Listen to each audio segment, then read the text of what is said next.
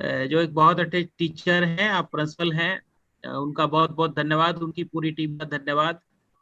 Doctor Gupta जो regional higher education officer हैं उस क्षेत्र के, उनका भी बहुत बहुत धन्यवाद, और जो लोग जुड़े हैं उन सबका धन्यवाद।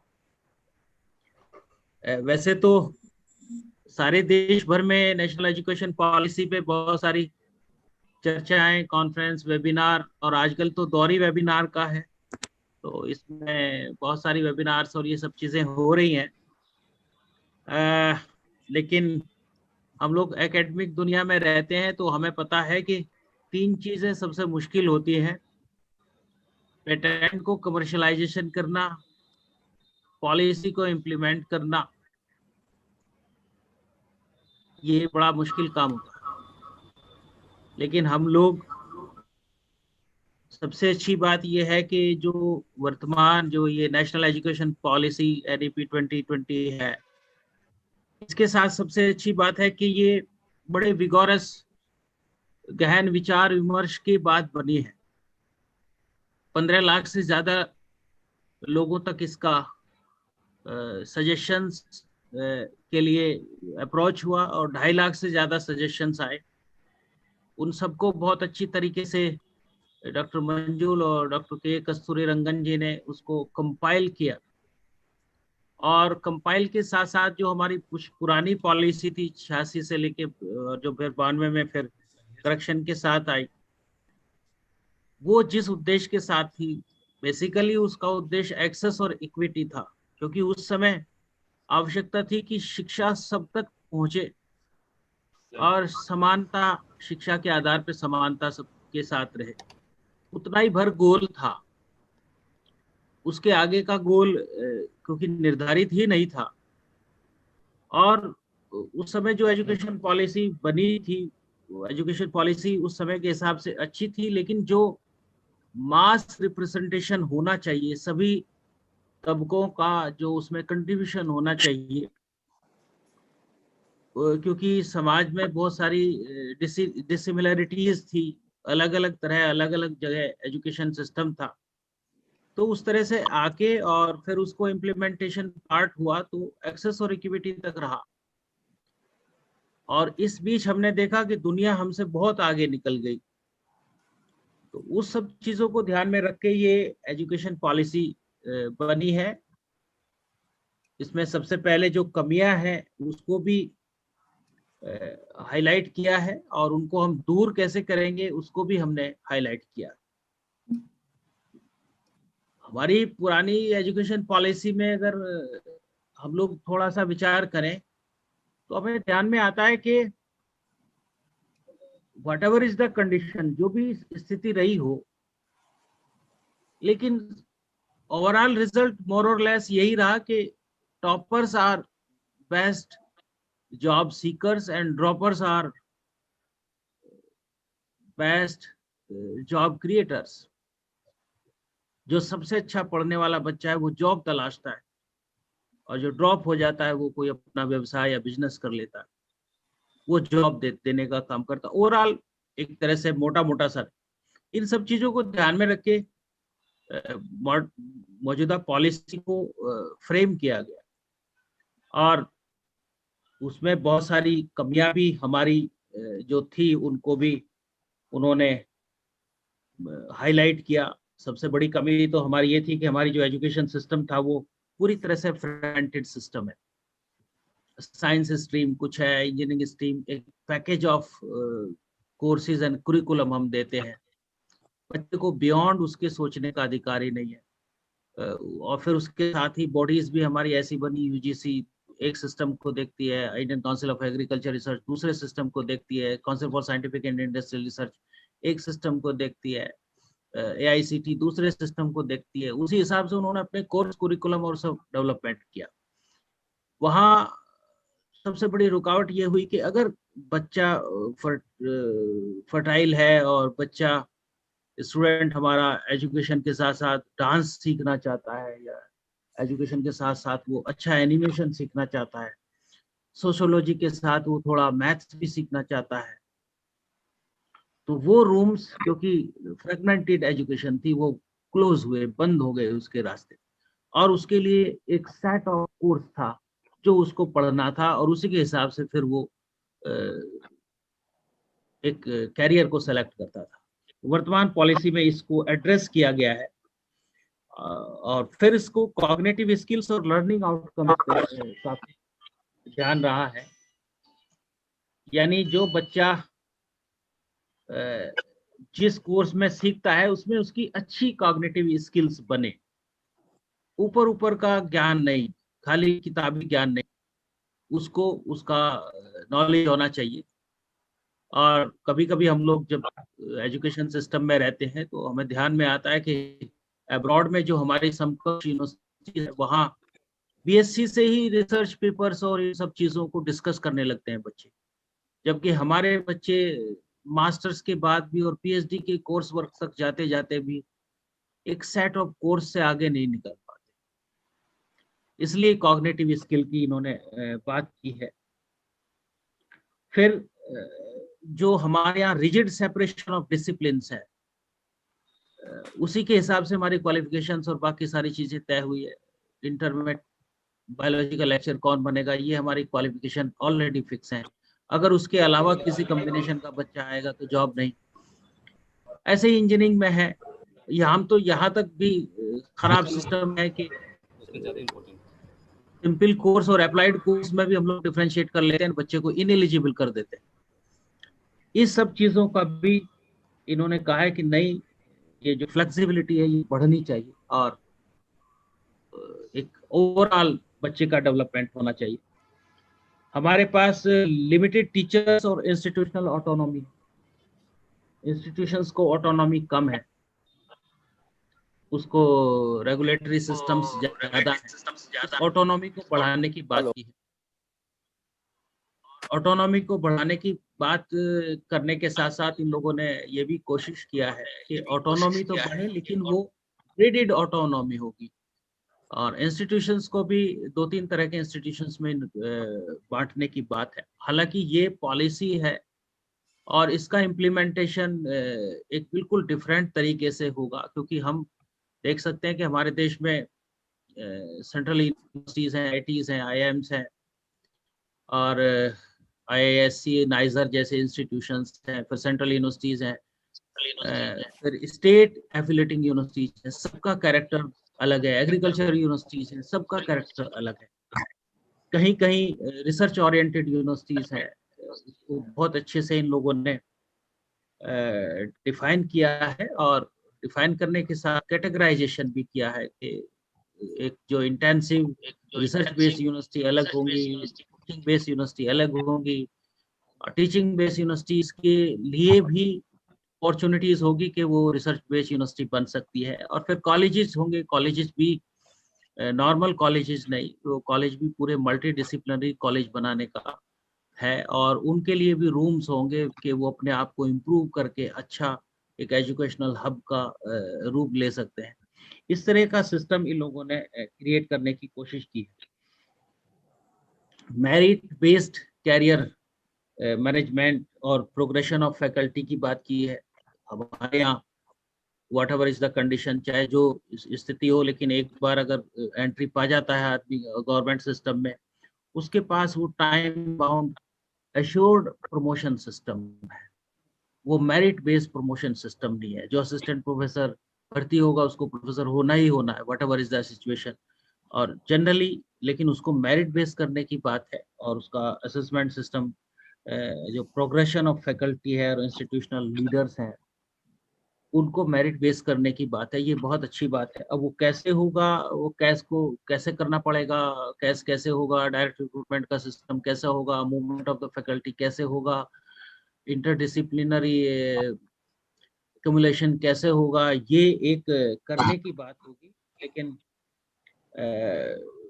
ये है। और कैटेगराइजेशन करते समय इन लोगों ने बड़ा ठीक से भी किया है कि जनरली जो हमारी एफिलेटिंग यूनिवर्सिटीज हैं, यहाँ रिसर्च बड़े नेसेंट स्टेज में है, बड़े प्रारंभिक स्टेज में है, और उसको नर्चर करने के लिए एक नेशनल रिसर्च फाउंडेशन भी बनाने की बात है। और न केवल रिसर्च फंडिंग करेगी बल्कि मेंटरिंग करेगा।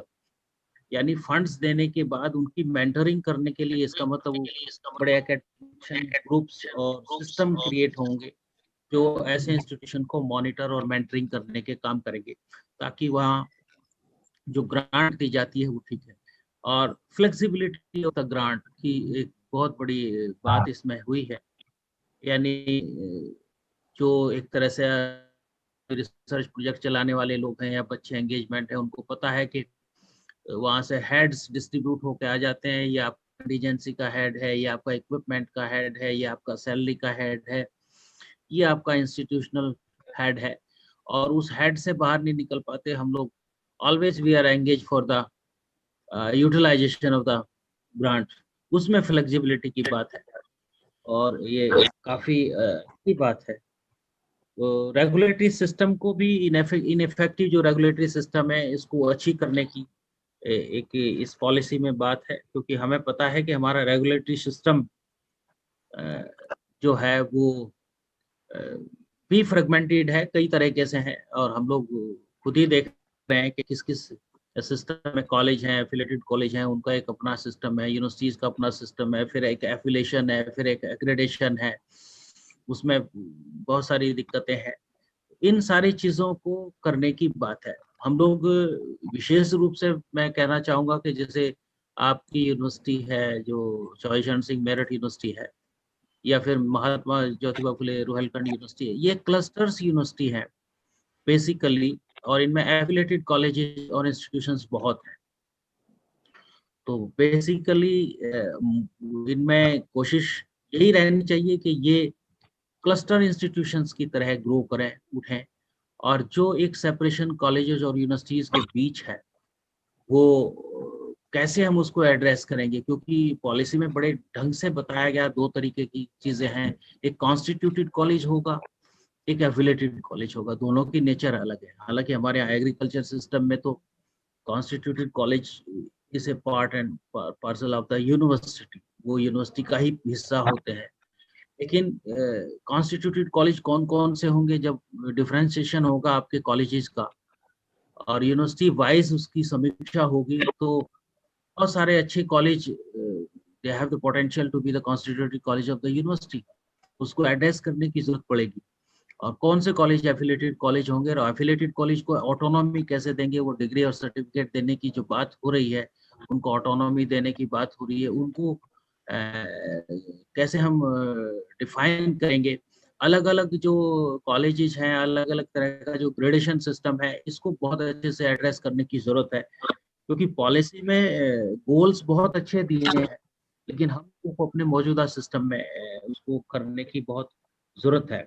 पूरा रिस्ट्रक्चरिंग और कंसोलिडेशन करते समय हम लोगों को इन सब बातों का ध्यान रखना पड़ेगा, जिसमें हम लोग रिसर्च इंटेंसिव यूनिवर्सिटीज किनको मानेंगे, टीचिंग यूनिवर्सिटीज किनको मानेंगे, और एफिलिएटेड कॉलेजेस और दूसरे जो है उनको हम किस कैटेगरी में रखेंगे, एक बहुत बड़ा विषय है। एक दूसरा हॉलिस्टिक और मल्टीडिसिप्लिनरी जो एजुकेशन है, इसमें ये बहुत ही इम्पोर्टेंट है। और क्योंकि हम लोग अगर देखें तो हमारे गोल्डन समय में नालंदा तक्षशिला विश्वविद्यालय होते थे, वहाँ विज्ञान के साथ साथ सामाजिक विज्ञान पढ़ते थे लोग, और विज्ञान पढ़ने वाला बच्चा शस्त्र चलाना भी सीखता था, गणित पढ़ने वाला बच्चा डांस भी सीखता था। एक तरह से 64 कलाओं का ज्ञान वहाँ स्टूडेंट्स को देते थे, यानी उसकी कैलिबर, उसकी चॉइस और उसकी इच्छा के हिसाब से एजुकेशन सिस्टम होता था। तीरंदाजी करने वाले बच्चे को शौक हो सकता है कि वो म्यूजिक बजाए। तो ये सब बच्चे की क्रिएटिविटी को, क्योंकि हम लोग मॉडर्न एजुकेशन सिस्टम में, अगर वेस्टर्न वर्ल्ड में हम कहते थे कि students creativity should be the future, should be the carrier of the student, creativity को ही कैरियर बनाना, यानी वो सब चीजें पढ़ने के बाद वो किस तरफ उसका इंक्लिनेशन है। ये फ्लेक्सिबिलिटी तब होगा जब हम मल्टी डिसिप्लिनरी एजुकेशन सिस्टम को क्रिएट करेंगे, लेकिन उसके लिए बहुत काम करने की जरूरत है। हमारे डायरेक्टरेट्स हैं जो हमारी क्वालिफिकेशन तय करते हैं, हमारे कमीशन है जो सिलेक्शन की क्वालिफिकेशन तय करते हैं, उनको फ्लेक्सिबल कैसे बनाएंगे। जब हम सिलेक्शन करने बैठेंगे तो हम कैसे एक सोशियोलॉजी के बच्चे ने जिसने म्यूजिक पढ़ा है उसको एलिजिबल करेंगे, ये सब चीजें करने की आवश्यकता रहेगी। और पुराना जो सिस्टम बना हुआ है उसमें इंटीग्रेशन हम कैसे करेंगे, ये एक यानी इम्प्लीमेंटेशन पार्ट एक बड़ा हिस्सा होगा। उसके साथ साथ फिर ऑप्टिमम लर्निंग एनवायरनमेंट और सपोर्ट फॉर स्टूडेंट्स है, क्योंकि हम लोग देखें कि हम लोगों ने आज़ादी के बाद से बहुत अच्छा एक स्कूलिंग सिस्टम क्रिएट किया है, यानी 10+2 तक की हमारी जो एजुकेशन है वो अनमैच एजुकेशन है। और ये इसकी अच्छी बात यह है कि विदेशों में भी हम 10+2 तक की एजुकेशन में अच्छे माने जाते हैं, क्योंकि एक सेट ऑफ कोर्स है और सेट ऑफ कोर्स में हमने टीचर्स का इवैल्यूएशन सेट किया। किसी भी स्कूल में अगर कोई अच्छा स्कूल है तो उसमें अच्छी परसेंटेज आ रही है, 95 प्लस ज्यादा आ रहे हैं, 90 प्लस परसेंटेज मार्क्स ले रहे हैं, तो हमेशा टीचर का इवैल्यूएशन वहाँ होता है, वहाँ टीचर्स कैसे होते हैं, अगर बच्चे अच्छा नहीं कर रहे तो टीचर्स खराब है। यानी टीचर सेंट्रिक इवैल्यूएशन हमने +2 तक की एजुकेशन में किया है, जबकि हायर एजुकेशन में हमने टीचर सेंट्रिक इवैल्यूएशन सिस्टम को कभी अडॉप्ट ही नहीं किया और करने की आवश्यकता भी नहीं, क्योंकि जनरली यूनिवर्सिटीज और स्कूल में यही फर्क है कि स्कूल गाइडिंग करता है, उनको पढ़ाता है, उनको संस्कार देता है, और संस्कार देने के साथ साथ फिर एग्जाम में उनके अच्छे मार्क्स आते हैं तो माना जाता है अच्छा टीचर। लेकिन एजुकेशन सिस्टम में university should be the ocean of knowledge, ज्ञान का समुद्र हमें यूनिवर्सिटीज को बनाना है, और फिर हमें फ्रीडम देनी है स्टूडेंट्स को कि उनको जितना पीना है उसमें से पी लें। यानी वो टीचर सेंट्रिक नहीं है, वो स्टूडेंट सेंट्रिक है, how much they want to gain. हमारी सब लोगों की एक जरूरत है कि हम शानदार इंफ्रास्ट्रक्चर, शानदार लाइब्रेरी, बहुत अच्छा लर्निंग सिस्टम, बहुत अच्छा कुरिकुलम, स्पोर्ट्स फैसिलिटी, बाकी सारी चीजें एक उसको अच्छा एजुकेशन का हब बनाए, देन हम स्टूडेंट्स को फ्री छोड़ दें कि तुम जो पीना चाहो पियो, जितना पी सकते हो जितना पियो। ये एक डिफरेंस हमारे एजुकेशन सिस्टम का है। ये बाहर के लोगों ने बहुत सारी चीजों में हमसे पहले किया है, हालांकि हमारे पॉपुलेशन और जनसंख्या ये भी एक बड़ा विषय है और बेरोजगारी उस तरह से का विषय है, लेकिन जो क्रिएटिविटी वाली बात है, वो क्रिएटिविटी क्योर करने की जो जरूरत होती है, वो एक दूसरे सबसे खराब बात हमारे यहाँ स्कूलिंग सिस्टम में ही हमेशा रही है, और वो ये रही है कि बच्चों को हम फ्रीडम नहीं देते।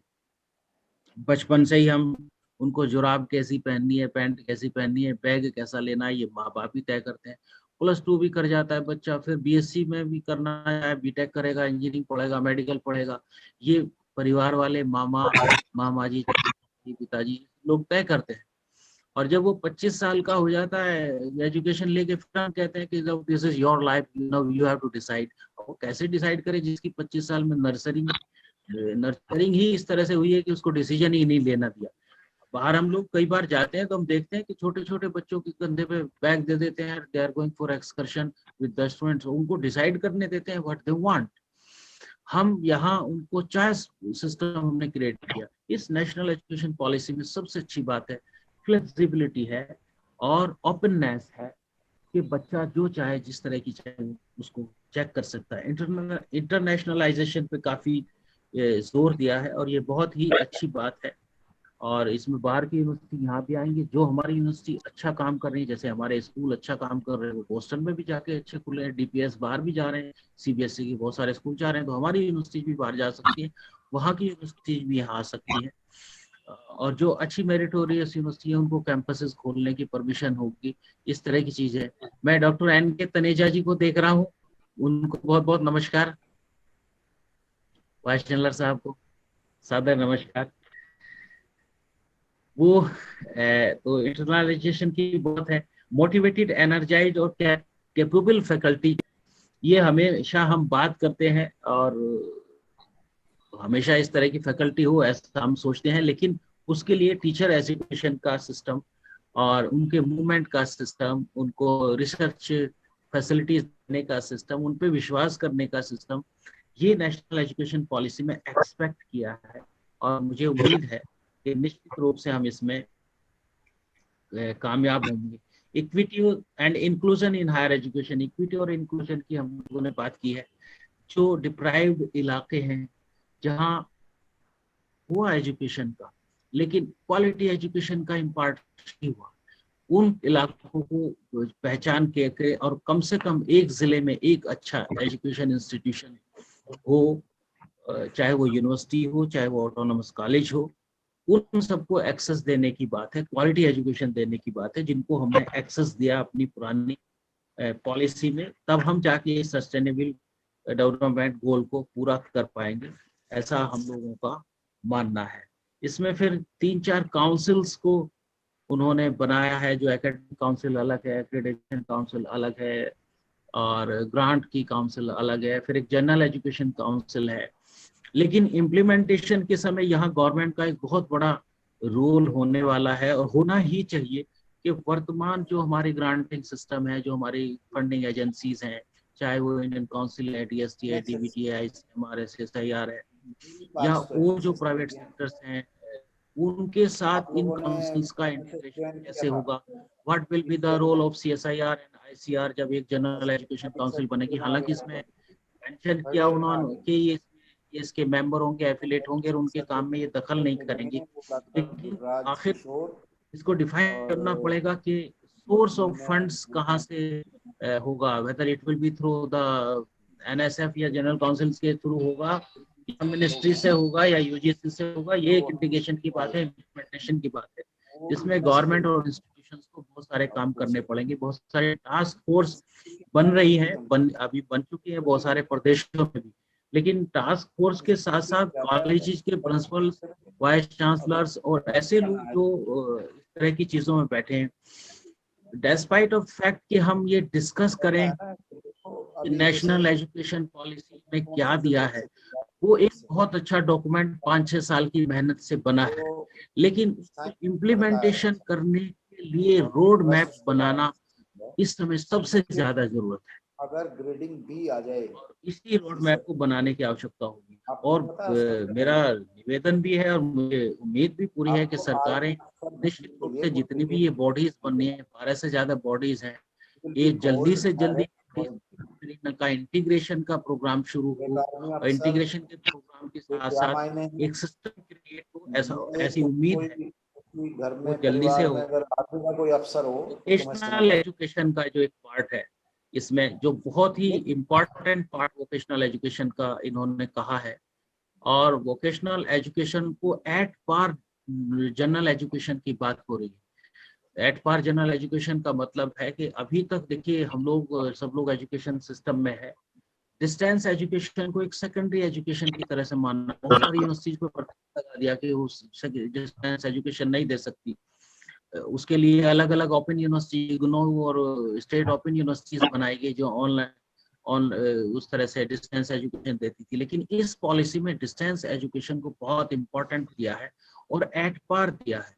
ऐसी चीजें इतनी अच्छी चीज है कि मुझे लगता है कि जो भी इंस्टीट्यूशन इसमें लीड लेगा वो अपनी अर्निंग बढ़ा सकता है, अपने रीच बढ़ा सकता है, जहां एनरोलमेंट कम है वो अपने एनरोलमेंट बढ़ा सकता है। आप सब लोग विद्वान हैं, हमारे छात्र भी विद्वान हैं, उनको पता होगा कि कोर्सेरा पे कितने कोर्सेज हैं, नेपटल पे कितने कोर्सेज हैं। बाहर की यूनिवर्सिटीज इस कोविड के समय पे thousands and thousands of universities they are coming कि हमारे कोर्स आप ले लो, हमारे कोर्स ऑनलाइन बहुत अच्छे कोर्स हैं, बहुत अच्छे सर्टिफिकेट भी देते हैं, लेकिन वो एट पार रेगुलर एजुकेशन है। हमें अपने डिस्टेंस एजुकेशन को एट पार बनाना पड़ेगा, और बहुत सारे इंस्टीट्यूशंस को उसमें बहुत सारी लीड लेने की आवश्यकता पड़ेगी। हम लोग जब से ऑनलाइन कंटेंट और ये सब बनाने की बात, आई एम सॉरी टू से कि बहुत कम इंस्टीट्यूशंस ऐसे हैं जिन्होंने अच्छे ऑनलाइन कंटेंट क्रिएट किए हों। अदरवाइज जनरली वही PPT की PDF बना के हम लोग जनरली अपलोड कर रहे हैं, और which is not sufficient at all for the students. हम लोगों को अपने यहाँ इस तरह के क्रिएशन ऑफ स्टूडियोज हर जगह करने पड़ेंगे जहाँ अच्छे ऑनलाइन कोर्सेज हम डेवलप कर सके। मैं देखता हूँ 10+2 से हमें सीखना चाहिए। बाबा क्लासेस पढ़ना बच्चा ज्यादा पसंद करता है, अपने रेगुलर टीचर से नहीं पढ़ता, क्योंकि बाबा उसके कॉन्सेप्ट को क्लियर कर देता है। तो अगर ऑनलाइन टीचिंग, और वो हर समय टीचर अवेलेबल है ऑनलाइन टीचिंग में, एवरी टाइम जब भी वो क्लिक करेगा, बच्चे का पढ़ने का 10 बजे मन है तो उसके सामने ऑनलाइन क्लासेस है। तो ये जो distance mode and online classes है, इसमें हमारे देश को आगे बढ़ना चाहिए। We should be better than US and Europe. ये एक इस पॉलिसी में बहुत अच्छी बात की है। मेरे ख्याल से ये ट्रांसफॉर्मिंग होगी, बहुत सारी चीजें होंगी डिस्कशन करने को। तो इसमें बहुत सारी बातें हैं। कमर्शलाइजेशन को करने की भी बात है। अब वो कैसे होगा, लोग कैसे रोक पाएंगे, प्राइवेट सेक्टर को कमर्शलाइजेशन को कैसे रोक पाएंगे, ये एक देखने की बात है। इफेक्टिव गवर्नेंस एंड लीडरशिप की भी बात हुई है हायर एजुकेशन सिस्टम में। हमें अपने rules, regulation, statutes, act and institutes, ये सब चीजें हमें, बोर्ड ऑफ गवर्नेंस, ये सब बदलनी पड़ेगी। किस तरह के लोग रखने पड़ेंगे ताकि हमें कोई प्रॉब्लम नहीं है। और जो जितनी भी हमारी चारों की चारों काउंसिल है, ये जितनी इफेक्टिव बनेंगी उतना ही अच्छा होगा। प्रोफेशनल एजुकेशन पे भी काफी जोर है। तो वैसे तो बात बहुत सारी है, लेकिन मैं छात्रों से, आप सब लोगों से अपनी तरफ से एक ही निवेदन करना चाहूंगा कि जनरल डिस्कशन के बजाय वी शुड क्रिएट नेटवर्क। हमें रोड मैप बनाना चाहिए। हर कॉलेज को अभी से डिसाइड करना पड़ेगा whether he is going to be constituent college or he is going to be affiliated college, और उसी हिसाब से चलना पड़ेगा, अपने लोकेशन के हिसाब से, अपने पोटेंशियल के हिसाब से। और एफिलेटिंग यूनिवर्सिटीज के लिए बहुत बड़ा इसमें एक अपॉर्चुनिटीज है। हम जो तथाकथित बड़ी यूनिवर्सिटी कही जाती हैं, चाहे वो एग्रीकल्चर की हो, चाहे सेंट्रल यूनिवर्सिटीज हो, अगर एफिलेटिंग यूनिवर्सिटीज में लीड ली तो हम लोगों के पास उनसे ज्यादा पोटेंशियल है, उनसे ज्यादा वैरायटी ऑफ सब्जेक्ट है, उनसे ज्यादा वैरायटी ऑफ टीचर्स हैं। We are in good clusters. तो हम बेटर एजुकेशनल हब सकते हैं in terms of quality education, ऐसा मेरा विश्वास है। आप सब लोगों ने मुझे बुलाया और मैं अपने बहुत सारे पुराने साथियों को, खास तौर से डॉक्टर तनेजा जी को देख पा रहा हूँ और प्रिंसिपल साहब को देख पा रहा हूँ, और बहुत सारे लोग जुड़े होंगे। डॉक्टर गुप्ता जी हैं, उन सब का मैं बहुत बहुत धन्यवाद, हृदय से धन्यवाद करता हूँ। Thank you very much. आपके professor KP Singh ji, honourable vice chancellor MJP Rohilkhand university Bareilly. आपने सर हायर एजुकेशन के बारे में बहुत विस्तार से इसके स्ट्रक्चर के बारे में बताया और छात्र छात्राओं को होने वाले लाभ, भावी संभावनाएं क्या हो सकती है, हमारे शिक्षकों की पॉलिसी क्या होगी और क्या आमूल चूल परिवर्तन हो सकते हैं। बहुत ही सारगर्भित इस लेक्चर के लिए सर आपका बहुत बहुत धन्यवाद। सर मैं आपको ये बात बताना चाह रहा हूँ कि आपके इस उद्बोधन को हमारे 525 रजिस्टर्ड पार्टिसिपेंट्स ने सुना है, जिसमें से 100 हमारे जूम पे लगे हुए हैं, देख रहे हैं, व्यूअर्स हैं, और बाकी हमारे यूट्यूब पर बाकी जो 450 पार्टिसिपेंट्स हैं उन्होंने आपका इस लेक्चर को सुना है। सर आपका बहुत बहुत धन्यवाद। और हमारे चौधरी चरण सिंह यूनिवर्सिटी के ऑनरेबल वाइस चांसलर प्रोफेसर के तनेजा जी हमारे बीच में हैं। मैं हमारे महाविद्यालय के प्राचार्य जी से निवेदन करता हूं कि उनको वेलकम नोट प्रदान करने के बाद सर उनको आशीर्वाद के लिए कृपया बुलाएं। Sir now over to you sir. पहले तो मैं professor KP Singh ji, vice chancellor Rohilkhand university Bareilly, बहुत बहुत धन्यवाद करता हूं कि इतनी अच्छी जानकारी आपने हमें, हमारे बच्चों को दी। धन्यवाद सर। हमारे माननीय कुलपति जी प्रोफेसर तनेजा जी, 12 बजे आपने कहा था, 12 बजे ठीक आप जुड़ गए। आपका मैं बहुत बहुत स्वागत करता हूं और मुझे पता था कि आप व्यस्तता के बावजूद भी आप जो है हमें आशीर्वाद देने के लिए यहाँ पे आएंगे। सर मैं आपका बहुत बहुत स्वागत करता हूँ। आप किसी परिचय के मोहताज नहीं हैं, आप किसी परिचय के मोहताज नहीं हैं। हम सब जानते हैं, हमारे सब साथी जानते हैं, इसलिए ज्यादा बात में मैं कुछ करते हुए मैं अपने माननीय कुलपति जी प्रोफेसर तनेजा जी को आमंत्रित करता हूं कि वो हमें आशीर्वाद दें, क्योंकि आपकी प्रेजेंस, मैं बार बार कहता हूं कि आपकी प्रेजेंस हमारे लिए बहुत मायने रखती है। और आप, जैसे मुझे लगता था, कल से 2 बार मने हुई, पर मुझे लगता था कि आप हमें आशीर्वाद देने के लिए जरूर आएंगे। और आपने अपना जो है वो जो मैं अंदर से सोच रहा था वो आपने निभाया। बहुत बहुत धन्यवाद सर। प्रोफेसर एन के तनेजा जी, वाइस चांसलर चौधरी चरण सिंह यूनिवर्सिटी मेरठ, मैं आपको आमंत्रित करता हूँ सर। धन्यवाद प्रोफेसर नरेश मलिक जी। चौधरी चरण सिंह विश्वविद्यालय के इस महत्वपूर्ण महाविद्यालय द्वारा आज राष्ट्रीय शिक्षा नीति 2020 पर आयोजित इस संगोष्ठी में यहाँ जिनका उद्बोधन मैंने अभी सुना, ऐसे हमारे आदरणीय प्रोफेसर केपी सिंह जी, एमजेपी रोहिलखंड विश्वविद्यालय बरेली के कुलपति, महाविद्यालय के अन्य शिक्षक गण जिनमें डॉक्टर एसके सिंह और डॉक्टर संदीप कुमार और मेजर विजय कुमार को मैं देख पा रहा हूं, इंजीनियर सुधीर कुमार जी भी यहाँ पर हैं। वास्तव में इसमें आशीर्वाद का तो कोई प्रश्न नहीं है। हम सब लोग यहाँ परस्पर विचार विमर्श से काफी सीखते हैं और मैंने अनुभव किया कि हमारे अतिथि वक्ता विद्वान प्रोफेसर केपी सिंह जी ने लगभग उच्च शिक्षा के सभी बिंदुओं पर अपनी गहरी समझ का परिचय देते हुए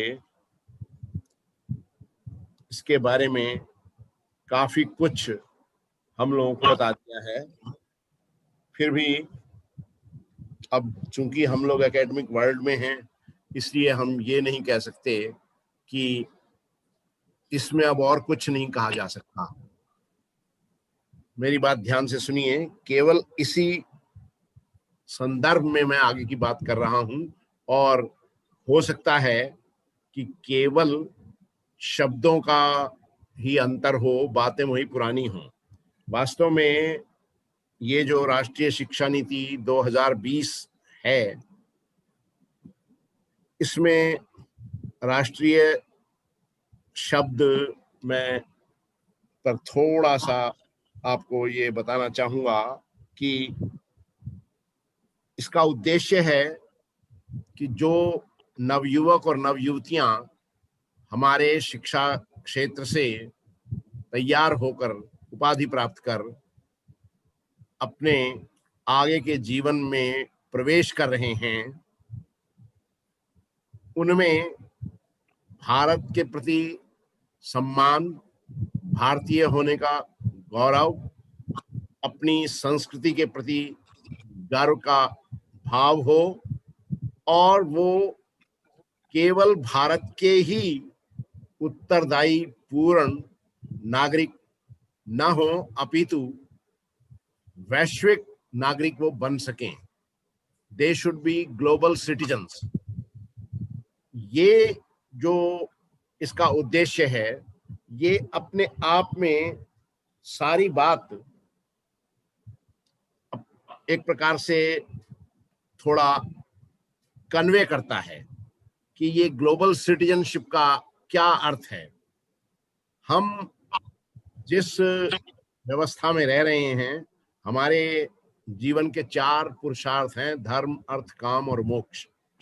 मैं विस्तार में ना जाते हुए सिर्फ इतना बताना चाहूंगा कि अर्थ अर्थात अपने कर्तव्य का पालन करने के लिए हमें धन कमाने के लिए भी हमारे में आवश्यक योग्यता होनी चाहिए।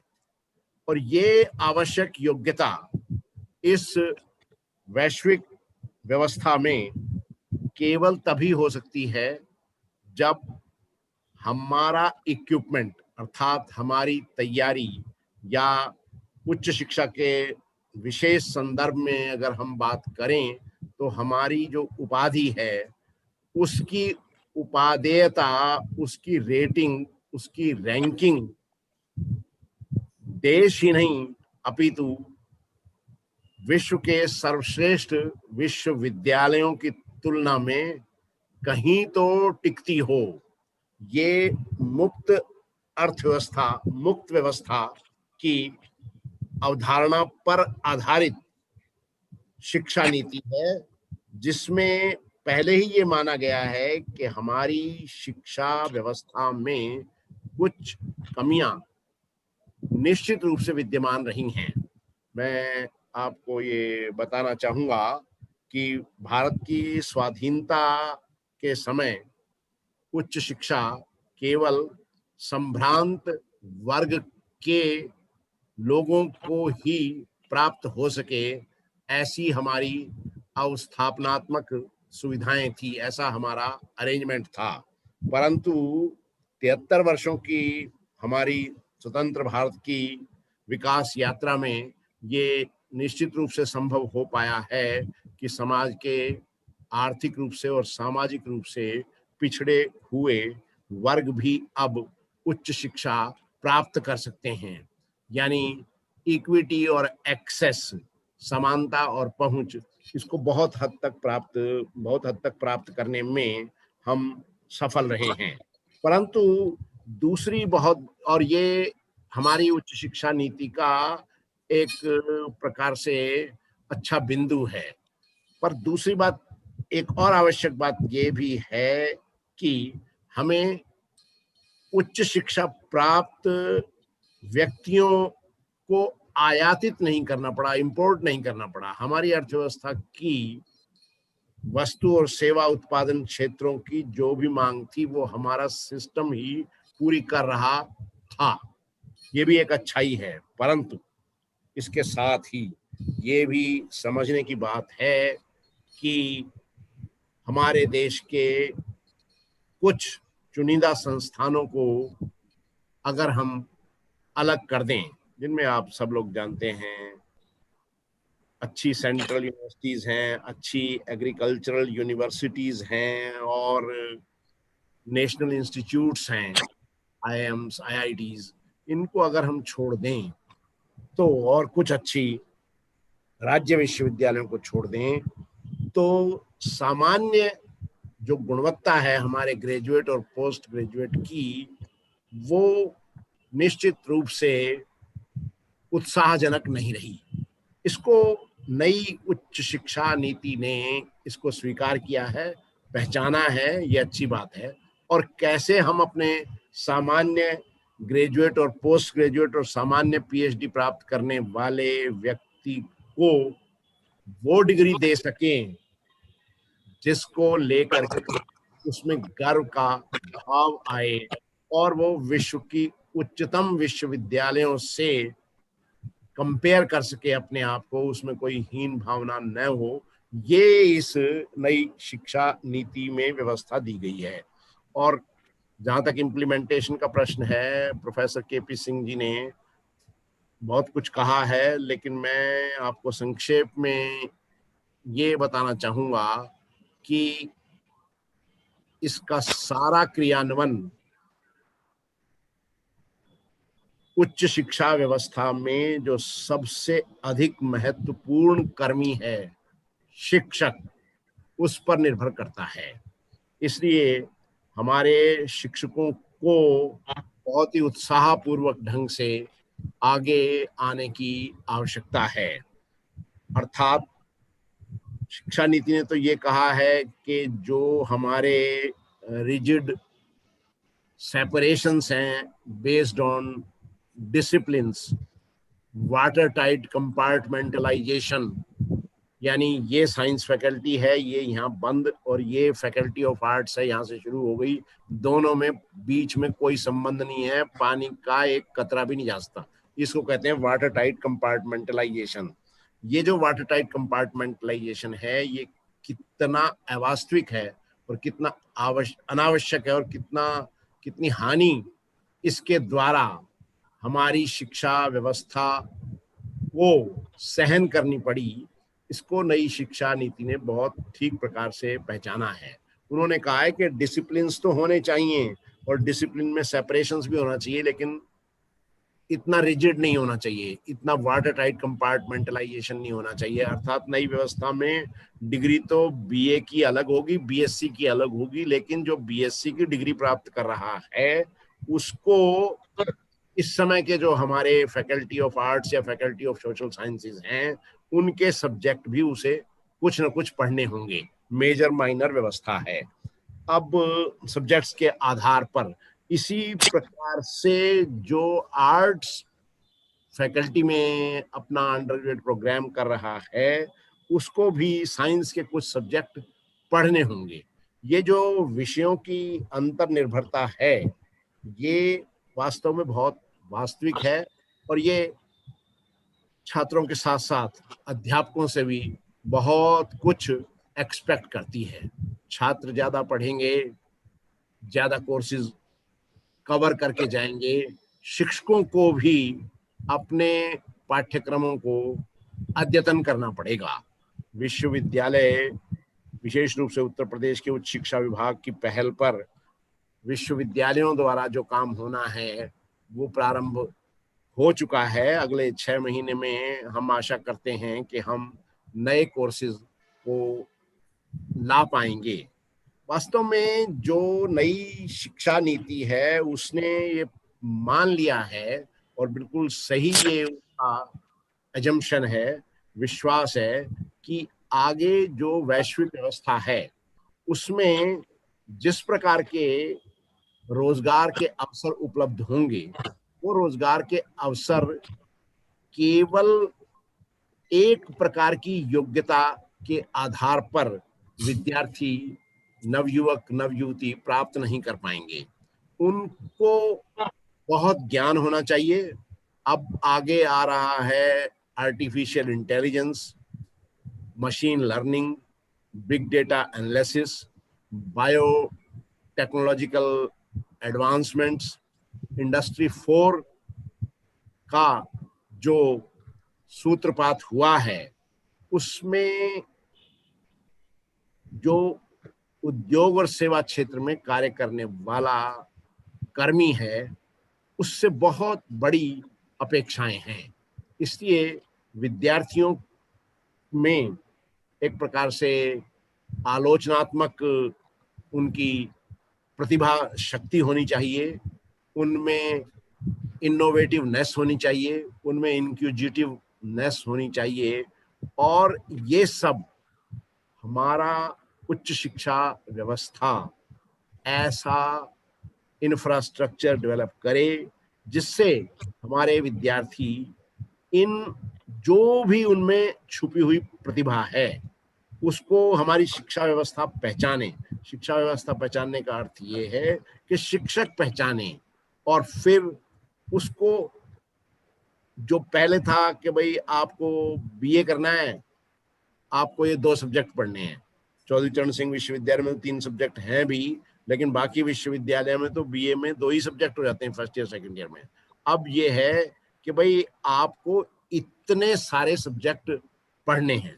देखिए किसी ने नहीं सोचा होगा, कभी आज से 30-40 साल पहले की बात देखिए, किसी कॉलेज में काम करने वाले प्रोफेसर को या यूनिवर्सिटी में काम करने वाले प्रोफेसर को टाइप भी आनी चाहिए, ये कभी उस समय अपेक्षा नहीं थी। टाइपिस्ट थे, चाहे कम थे लेकिन टाइपिस्ट थे।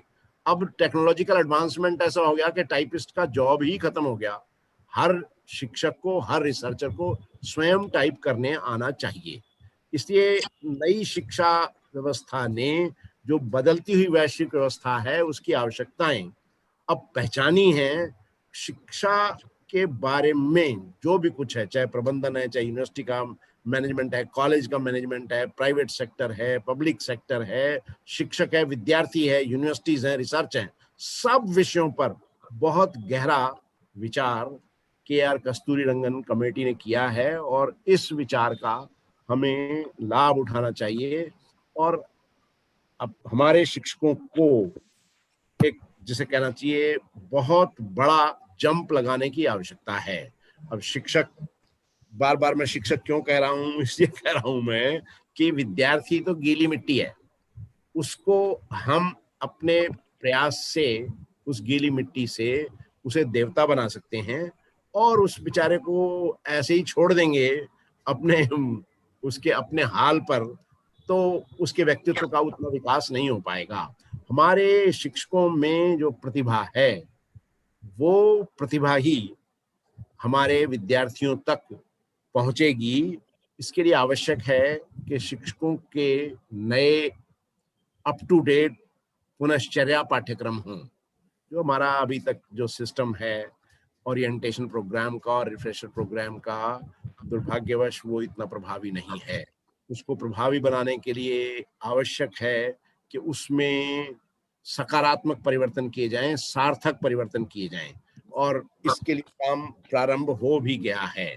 तो मैं इस संगोष्ठी के माध्यम से आप सब लोगों का आह्वान करता हूं कि अपने भविष्य की पीढ़ी का सुनहरा भविष्य सुरक्षित करने का ये अवसर हमें नई राष्ट्रीय शिक्षा नीति 2020 ने प्रदान किया है, और हमारे लिए ये बहुत आवश्यक है कि हम इस शिक्षा नीति को अमल में लाने के लिए, क्रियान्वयन के लिए अपनी तैयारी, और हमारी तैयारी का अंत में मैं कहना चाहता हूँ सीधा सा अर्थ ये है कि हम पहले स्वयं को अपडेट करें और अपने शिक्षकों तक वो अपडेटेड नॉलेज केवल एक विषय में ही नहीं, अपने विद्यार्थियों तक वो अपडेटेड नॉलेज केवल एक विषय में ही नहीं, अपितु बहुत विषयों में हमें वो नॉलेज अपने विद्यार्थियों तक पहुंचानी है।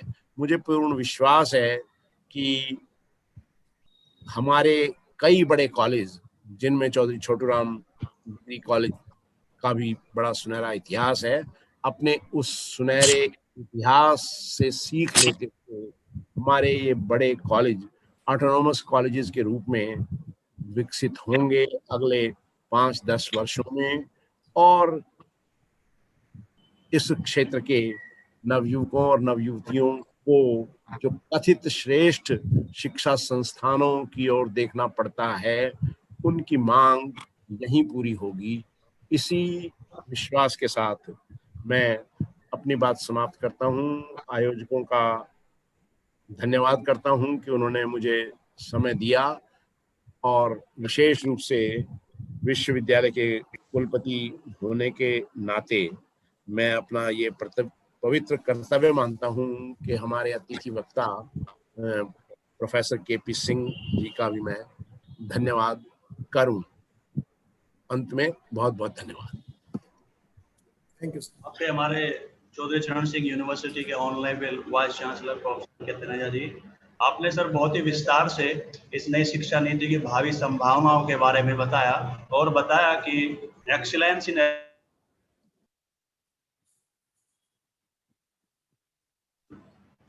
एक्सीलेंस इन हायर एजुकेशन में हम मोमेंटम लेने के लिए हमें इस नई शिक्षा नीति में क्या क्या मिलेगा, और जो हमारी पुरानी शिक्षा नीति थी उसकी खामियों को इस नई शिक्षा नीति में दूर किया गया है।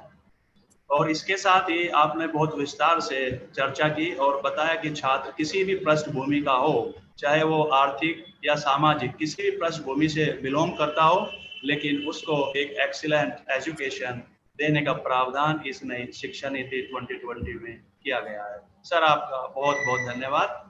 और अब हमारे अगले वक्ता के रूप में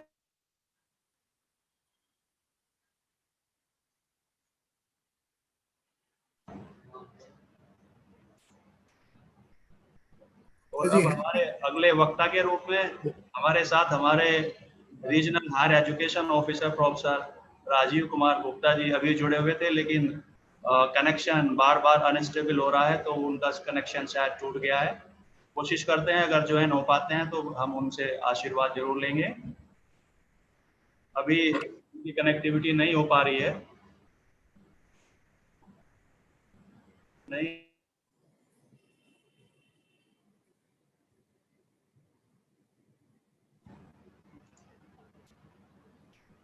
अभी वो शायद कोशिश कर रहे हैं, अभी कनेक्शन नहीं मिल पा रहा है।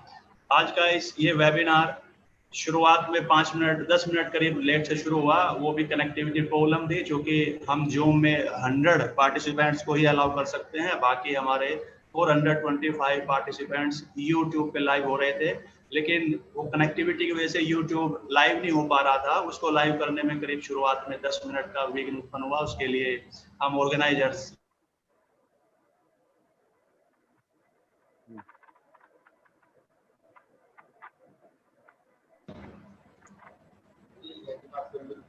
जुड़ नहीं रहे क्या? बात हो रही है प्रोफेसर गुप्ता जी से, अगर वो लाइव हो जाते हैं तो फिर उनका संबोधन अभी विद इन अ मिनट शुरू होने जा रहा है।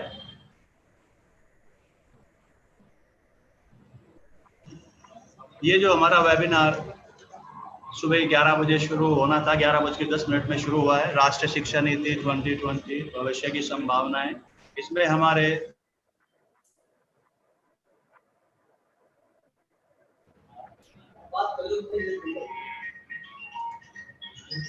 इस लाइव सेमिनार में हमारे honourable vice chancellor professor KP Singh ji, जो एमजेपी रोहिलखंड यूनिवर्सिटी बरेली में वाइस चांसलर है, उनका बहुत ही दीर्घ से हमने उनका स्टेटमेंट सुना, उनका वक्तव्य सुना। उन्होंने भी काफी विस्तार से हमें इस शिक्षा नीति के बारे में बताया। और इनके बाद हमारे चौधरी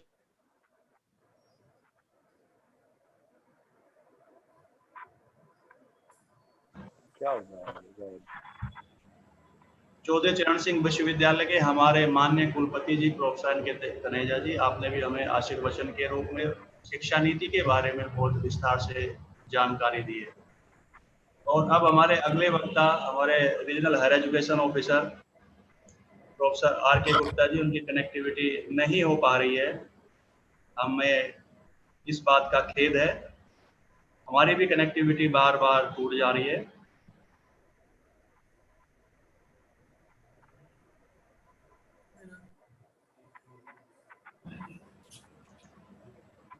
हमारी कनेक्टिविटी भी बार बार टूट जा रही है और हमारे रीजनल हायर एजुकेशन ऑफिसर की भी कनेक्टिविटी टूट जा रही है, वो हमसे संपर्क नहीं कर पा रहे हैं। तो लग रहा है ये वेबिनार अब हमें समाप्ति की ओर ले जाना होगा, क्योंकि कनेक्शन प्रॉब्लम बहुत तेजी से आ रही है। और अब मैं डॉक्टर विजय कुमार जी, आप मुझे सुन पा रहे हैं सर?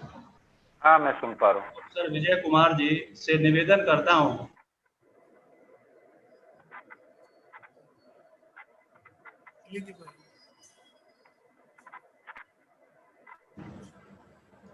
हेलो, हमारी कनेक्टिविटी मेरी आवाज टूट रही है। हाँ, हमारे मेरी आवाज आ रही है? हाँ जी, मेजर विजय कुमार जी ढाका हमारे कन्वीनर इस वेबिनार के हैं। आपसे मैं निवेदन करता हूं कि please extend the vote of thanks. हाँ, आज का जो विषय नई शिक्षा नीति के ऊपर जो बातचीत हुई, मैं सबसे पहले हमारे आज के मुख्य अतिथि जी डॉक्टर केपी सिंह साहब, वाइस चांसलर रोहिलखंड विश्वविद्यालय का तहे दिल से बहुत बहुत धन्यवाद करता हूं कि उन्होंने बहुत ही अच्छे शब्दों में नपीतुली बात हम लोगों को और छात्रों को बताई जो कि इससे जुड़े हुए थे। माननीय कुलपति डॉक्टर तनेजा जी, उन्होंने भी डॉक्टर केपी सिंह साहब वाली बात को ही एक्सटेंड किया और बहुत अच्छे से नई शिक्षा नीति के विषय पर विचार व्यक्त करते हुए बताया कि ये शिक्षा नीति जो है वो ये बताती है कि टीचर जो है वो मल्टी स्पेशलिटी सिस्टम में आना चाहिए, उसको सब चीजें आनी चाहिए ताकि वो विद्यार्थी को अधिक से अधिक सूचित कर सके, अधिक से अधिक उसका जो मेंटल लेवल है उसको अपग्रेड कर सके। और ये तो देश ही उस श्रेणी का है जिसमें दुनिया में सबसे पहले विश्वविद्यालय मौजूद थे। इसलिए ऐसा नहीं है, मैं सभी हमारे माननीय कुलपतियों को और प्रदेश की सरकार को ये सुनिश्चित करा देना चाहता हूं कि ये टीचर्स और हमारे छात्र मिलकर के हम फिर उसी महान भारत की ओर आगे बढ़ेंगे जो पहले नाम हुआ करता था, जिसको स्वर्ण भारत या सोने की चिड़िया कहा जाता था। जो परिकल्पना हमारी सरकार ने की है, उस पर नई शिक्षा नीति पूरी तरह से खरी उतरेगी और शिक्षक इसमें अपना पूरा पूरा सहयोग देंगे। धन्यवाद।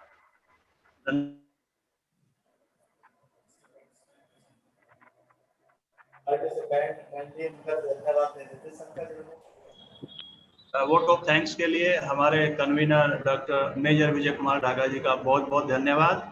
और अब हम समाप्ति की ओर हैं। सभी पार्टिसिपेंट्स, व्यूअर्स जो हमारे साथ जुड़े हुए हैं, आपसे निवेदन है कि अब राष्ट्रगान साउंड होगा। कृपया राष्ट्रगान के सम्मान में आप लोग अपने स्थान पर खड़े होकर के राष्ट्रगान में अपनी प्रतिभागिता सुनिश्चित करने की कृपा करें।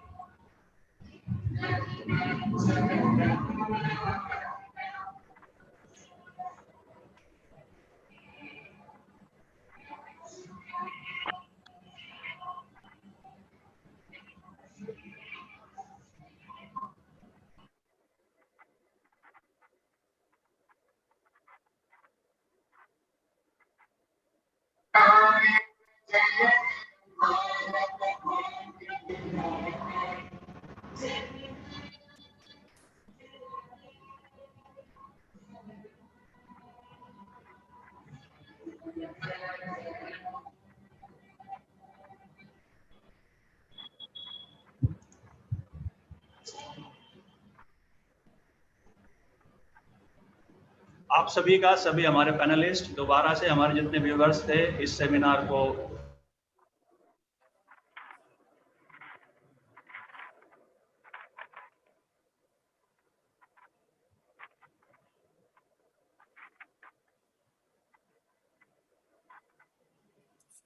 लिंक सर, फीडबैक लिंक पूछ रहे हैं।